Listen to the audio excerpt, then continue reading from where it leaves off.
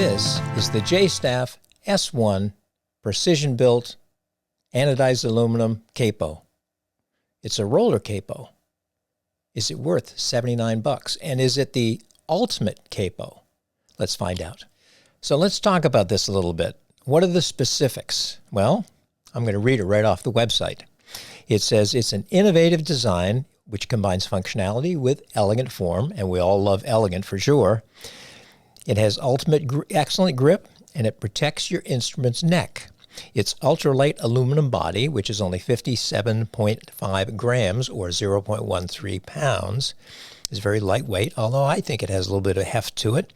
It has a smooth sliding action with micro bearings because this is what we call it, a sliding capo, rolling capo. It has replaceable silicone strips. It will not damage your neck, whether it's gloss or satin. And it says it's adjustable for comfort and consistent pressure. We're going to talk about that adjustability pretty quickly here. So stay tuned. So let's talk about this Jstaff S1 innovative design aluminum capo that looks, actually, I must admit, it looks kind of industrial, but with the color, and they do come in multiple colors. This one was supposed to be gold. It looks more orangey to me, but that's okay. So how does it work? Well, I want to mention the adjustability. And what you can't see here, but maybe you can see here, there's, what, 3 or 4 little lines, 3 lines, and there's a spot for a little tiny Allen wrench.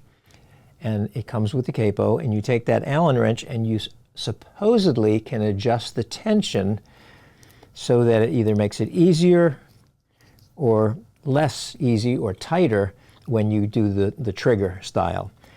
I used it. I don't think it changed the tension one iota. So maybe I did it wrong, or maybe the little gear in there is not functioning properly. Who knows? But the way you use this, take it, you flip that over. Down here, you flip like this. There you get your nice trigger. Put it on the guitar.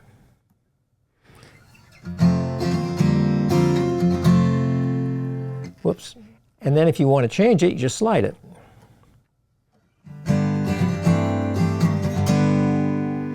It doesn't seem to sharpen the strings at all. And if you want to move it back, you move it back.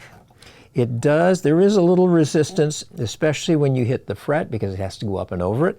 The rollers are silicone. Now, maybe the fact that I was not able to adjust it is part of the reason why it's a little tougher to move. But then again, I would rather have it tougher to move than to have the strings buzz because it's not tight enough. So it costs $79 retail from Fivcil Music, Fivcil music.com. I saw this originally, I think, on a YouTube video as one of the advertisements, and then I subsequently saw it on Facebook. I was intrigued by it because I like doing gear reviews, so I decided at $79 I could afford to buy another capo, although I must have 25 or 30 of them. I also discovered just today that if I had gone on to Reverb, there's a retailer in New York City, sells them for $71.99 free shipping. So I could have saved some money and saved some time because from China, which is where it was sent from when I ordered it, took about 2.5, maybe 3 weeks. Anyways, so what do I think of it? It's okay. I mean, you can see here, this is to save weight. It's not a solid piece. And because of the tension, you know, squeezing it like that, it's not uncomfortable, but that does kind of hit in the heel of your hand there in that soft spot. There might be some people who would find that disagreeable. It doesn't bother me really, because how long are you going to be gripping it and putting it on like that? Not long. Now, what I did discover, I have an Emerald X20 that has a fairly chunky neck. When I say chunky, it's a little thicker from top to bottom, from the fretboard to the back of the neck. And the opening of this capo, when I put it on that, was just barely enough. So if you have an older, say, Guild or an older Gibson or an older Martin that was like pre-war that doesn't have a truss rod, so the neck had to be a little chunkier, this may not work for you. So what do I think of it, and who's this for? Well, this is for someone who likes to move their capo up and down without triggering it to release it, taking it off, put it back on. You just put it on like this, flip that over and over, move it up. Oops. Now that could be a problem, come to think of it. Look at that. Changing chords, I might hit it. Will I use it? Probably not. I had originally purchased the glider capo, you've seen these, and I find these fairly difficult to put it on and off because even though it has 2 springs right here, when you go to put it on the guitar, because the guitar neck has some thickness to it, trying to get that piece on is a little bit difficult. It rolls nicely.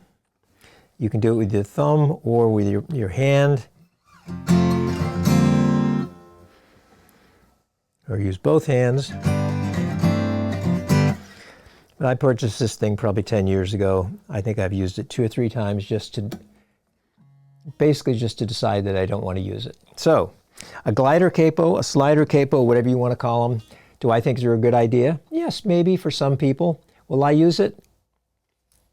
Probably not.